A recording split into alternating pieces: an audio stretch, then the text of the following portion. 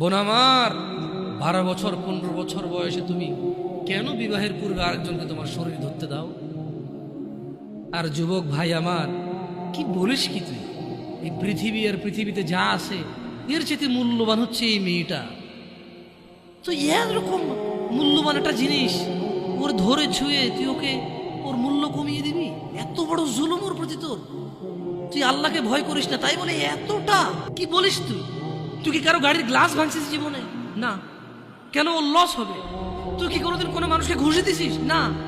কারণ তাহলে ও বেচারা কষ্ট পাবে। তুই কি জীবনে কারো পেটে ছুরি ঢুকাইতেছিস? না। ও মরে যাবে, তাহলে ওর ফ্যামিলি ক্ষতিগ্রস্ত, লসে পড়ে যাবে। তুই কি কারো টাকা মারছিস কোনোদিন? না। তাহলে ওর ফ্যামিলি টাকার কারণে কষ্ট পাবে। তাহলে তুই কেন তুই এত ছোট ছোট বিষয়গুলো খেয়াল রাখিস যে আরেকজনের লস হবে? তাহলে তুই এই মেয়েটার জীবনটাকে তুই কি করলি? তুই পুরো পৃথিবী আর পৃথিবীতে যা আছে সবকিছু বিক্রি করলে যে সম্পদ হবে, সবকিছু অর্জন করলে যে অর্জন হবে, এর চাইতে মূল্যবান তুই ওকে সতীত্ব থেকে বের করে নিয়ে আসলি? তুই তোর সামান্য ডিজায়ার ফুলফিল করার জন্য, যেটা আল্লাহ তোর জন্য বৈধ করেছে, কবুল বললে তোর বাপের দোষ, আল্লাহর তো দোষ না। তোর বাপের দোষ, সমাজের তো দোষ না। তোর বাপ তোকে বিয়ে করে না ভাই আমার। তোর বাপ মনে করে তুই ছোট, 18 বছর বয়স তোর বাপ মনে করে তোর বাপ 16 বছর বয়সে হস্তমৈথুন করছে, তোর 22 বছর, তুই এখনো ছোট, নুনু খাস, দুধু খাস।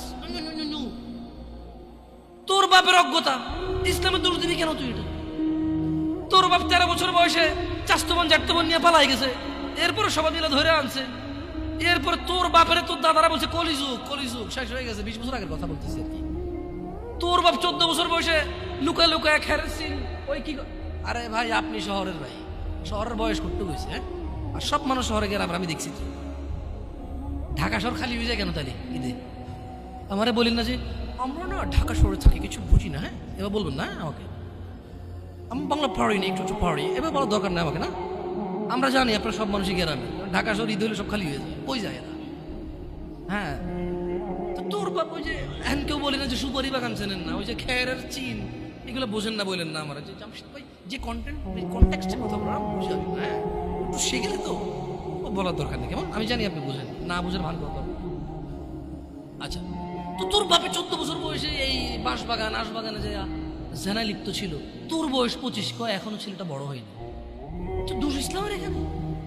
তোর বাপের, তোর জান্নাতের প্রতি পরোয়া নেই, তোর টাকার প্রতি পরোয়া আছে।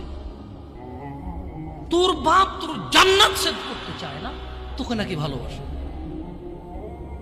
তোর বাপ তোর ইজ্জতের পরোয়া করে না, তোকে নাকি ভালোবাসে। তুই নাকি ভালো মানুষ। পৃথিবী আর পৃথিবীর সবচেয়ে সম্পদশালী জিনিসটাকে শুধু একটা এই মুখে মুখে চুমু দিয়ে একটা ওই যে এইভাবে ছবি তুলেছি আর কি। হ্যাঁ, এভাবে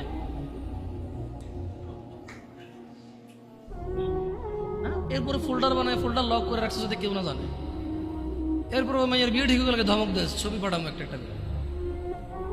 সামান্য ডিজায়ার যেটা তোর হালাল ভাবে আল্লাহ দিয়েছে, একটু সবর কর, একটু সবর কর। তুই ক্লাস 5-এ পড়তেছিস, 6-এর জন্য ওয়েট করতেছিস না?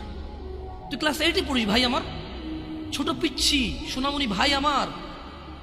তোকে আমি আমার মাথায় রাখি, তুই বলছিস রাগ করিস না। তুই বললে আমি না অত তো সিনেমা নাটক দেখি না, তোরাই কস। তুই বললে আপন, তাই করে আপন করে বলতেছি। আবার কইস না হুজুরের ব্যবহার খারাপ। উনি তুই করে কেন বল? উনি এভাবে কেন কথা বলেন? নিজেকে কি মনে করে? না, তোরাই ডায়লগ দিস। আসলে তুই বললে আপন মনে, আমি এই জন্য ভাই তোরা আমার কিছু, তুই বললে আপন, আমি তুই বলি। আমি তো সৌদি আরব বড় হয়েছি, আমি তো দেশে বড় হই নাই। আমি আসার পর সব ডায়লগ দিছি। আসলে আপন জনকে তুই বলে, হ্যাঁ তুই বললে আপন মনে, আমি তোরা আপন মনে করি। কেন না বলবো মিলনে খোয়া 1450 বছর আগে আল্লাহ আমার কাছে, তুই আমার ভাই, কত আপন তুই চিন্তা কর। তোরা তুই গুমরা কারে গুমরে ভাই আমার? তুই আমার আচরণে যাইস না। হ্যাঁ, তুই আমার কত পুরনো ভাই তুই জানিস? আমার মায়ের পেটের ভাইটা আমি যেদিন জন্ম হয়েছি বুঝতে পারছি, সেদিন আমাকে আমার বাপ মা, আমার পরিবেশ বলছে আমার মায়ের পেটের ভাই।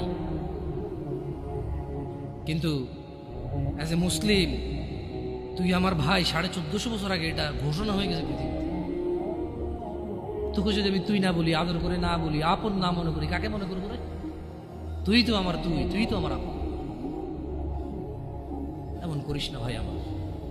তোর বয়স সবে 14 বছর। একটু অপেক্ষা কর, একটু অপেক্ষা কর। তোর বাপ বিয়ে করেছে, তুই পৃথিবীতে আসছিস, তুই এমনি এমনি আসিস না। তুইও বিয়ে করবি, তুইও পৃথিবীর সমস্ত সুখ পাবি ইনশাআল্লাহ। তোর ছেলে সন্তানও এমনি এমনি আসবে না। তুইও আল্লাহর দেওয়া নিয়ামত উপভোগ করবি এবং আল্লাহর প্রশংসা করবি। অপেক্ষা কর ভাই আমার, অপেক্ষা কর। খবরদার, বেখেয়ালি হওয়া যাবে না, বেখেয়ালি হওয়া যাবে না। আর নিজের সামান্য ডিজায়ারকে ফুলফিল করার জন্য পৃথিবীর সবচেয়ে দামি সম্পদটাকে সবচাইতে সস্তা নিকৃষ্ট করে দেওয়া যাবে না। কেমন? বিয়ের পূর্বে কোনো মেয়ের গায়ে হাত দিবি না ভাই আমার, খবরদার। বিয়ের পূর্বে কোনো মেয়ের সাথে কথা বলবি না, খবরদার। তোর যোগ্যতা নেই ওর সাথে কথা বলার। তুই কে রে? বামন হয়ে চাঁদের দিকে হাত বাড়াবি না। আমার বোনরা চাঁদ। ওয়াল্লাহি যেদিন ইসলামী শাসন আসবে, যেদিন ইমাম মেহেদী আসবে, যেদিন ঈসা আলাইহিস সালাম আবার আসবে, ওনার বন্ধের উপর যারা হাত দিবে উনি হাত কেটে ফেলবে। তুই বামন হয়ে চাঁদের দিকে হাত বাড়াইস না। আমার বোনরা চাঁদ। ইসলাম মেয়েদেরকে চাঁদ বলেছে আর তোকে বামন বলেছে বেটা। তুই বেটা ছেঁড়া খাতায় শুয়ে লাখ টাকার স্বপ্ন দেখিস, বিয়ের আগে মেয়ের গায়ে হাত দিস। তোর সাহস কত? তোর সাহস কত? তুই জানিস না মুহাম্মদ সাল্লাল্লাহু আলাইহি সাল্লাম বলছে নেক স্ত্রী দুনিয়াতে যা আছে ওর চেয়ে বেশি উত্তম। তুই কি করে ওর গায়ে হাত দিস বিয়ের আগে? তোর সেই যোগ্যতা আছে বল?